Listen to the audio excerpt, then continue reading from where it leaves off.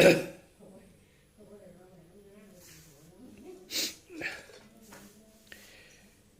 ราบสวัสดีครับพี่น้องปองป่ายFC แฟนช่องของทั้งช่องพ่อปูนาคมหาลาภเบิดเปิดเลยได้ขน่อยเด้อเปิดจะได้แน่เนาะหมู่บ้านพากันหมานแน่บ่เนาะ4994เนาะพี่น้องเนาะมือก่อนน่ะก็ได้1881 2มือติดกันเลยพี่น้อง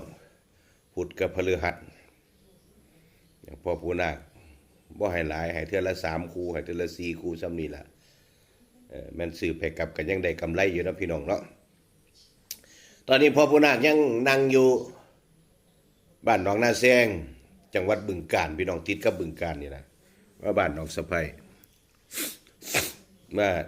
สักยันมาเจิมลงเจิมหลานนี่ยังให้ลูกศิษย์ลูกหานี่แหละมื้อนี้ก็สิสักยันกันสิฮอดประมาณตอนเที่ยงนี่ก็สิไปเที่ยวเมืองเหืองพี่น้องไปเที่ยวเมืองเหืองบ้านเขาเจ้าไปเที่ยวเมืองเฟืองเฮาไปเที่ยวเมืองเหืองกันเนาะพี่น้องเนาะแพ้อากาศพี่น้องตัวผู้ดากแพ้อากาศเป็นวัดหันใจขัดพี่น้องเมื่อคืนนี้เข้ามาแล้วก็อย่าลืมนะพี่น้องเด้อ1กำลังแรงเชียร์แรงใจกด Subscribe กดไลค์กดแชร์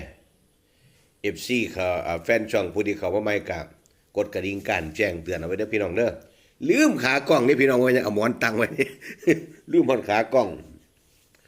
อันนี้ไปหันมานี่กันบ่ได้เตรียมใส่รถไว้ก่อนนี่พ่อผู้นาคลืมทันทีอันนี้ลืมขากล้องน้อยพี่น้องตั้งใจว่าสิเอามานำแล้วไปจังได๋บ่เอาไปเอามาบ่ลืมขากล้องไว้พูนสำนักอาจารย์พยัคฆ์เขียวดาบพุ่นน่ะแต่ว่าลูกเต้าเอามาให้แล้วล่ะฝากน้ำพอพามบุญช่วยเอามาให้ฝากไว้บ้านม่วงขากลับไปพุ่นแล้วก็สิได้แวะไปเอาน้ำอยู่บ้านนี่แม่ตีพุ่นแล้วเนาะพี่น้องเนาะ ขอกราบขอบพระคุณ FC แฟนช่องผู้เพิ่นได้แล้วทำบุญจะได้มีทุนต่อเด้อพี่น้องเด้อเพิ่นเอิ้นเจ้าทุกปัจจัยมาให้พ่อผู้นาคก็เก็บความไว้ฮอดมื้อวันพระ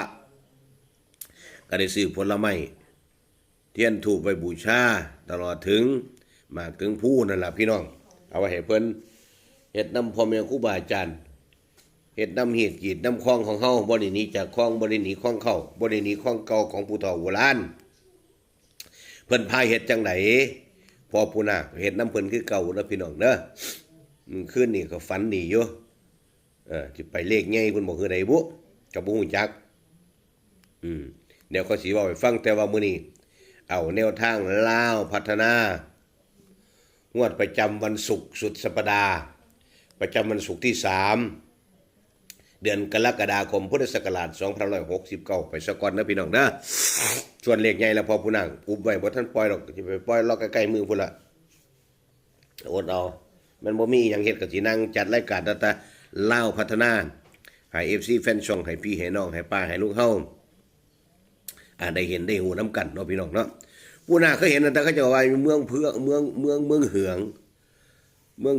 งเป็นวัดว่าอารามเป็นวัดเก่าแก่ซึ่งติดอยู่ริมโขงเนาะพี่น้องเนาะพวกผู้นาก็เลยว่ามื้อนี้ตั้งใจจะไปกราบนมัสการขอพรเพิ่นช่วงนี้มานี่พอผู้นารู้สึกว่าสุขภาพบ่ค่อยดีปานใดพี่น้องนะเป็นโรคเป็นภัยในจังหน่อยเป็นชั้นช่วงงานหลายสิเป็นจังซี่ว่าโหมอย่างโหมน้ำขับรถนี่แหละไอ้ยืนทำพิธีก็บ่พอปานใดดอกพี่น้องถือกินทูบกินเทียนแน่กินนั่นกินนี่แน่พี่น้องนะ